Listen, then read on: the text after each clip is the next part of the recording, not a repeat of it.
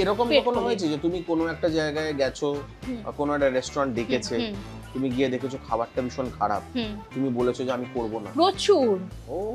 প্রচুর হয়েছে। আচ্ছা, তাদেরকে ইমপ্রুভ করিয়েছি, তারপরে গিয়ে করেছি, এটাও হয়েছে। তাদেরকে বলে মানে এরকম না যে আপনাদের খাবার বাজে আমি করব না, মানে আপনারা বেটার হন। হ্যাঁ, বেটার হয়েছে, করেছি, এসেছে, করেওছি, অনেক জায়গায় খুব ভালো সেলও হয়েছে। এন্ড কিছু কিছু আমিও আইডিয়া দিয়ে আমি তাদেরকে কনসাল্ট মানে করি ডিসকাস করি তাদের সাথে। এরকম হয়েছে কখনো যে তুমি বলছো যে টাকা নিয়ে তুমি বাজে রিভিউ দিচ্ছ, এবারে এটা না বলতে খুব শুনতে খুব ভালো লাগে। বাজে রিভিউ না, আমি অনেস্ট রিভিউ দিই। একটা নেগেটিভ রিভিউ আর অনেস্ট রিভিউর মধ্যে না, আমাদের কাছে তো এটা বাজে রিভিউ, রাইট?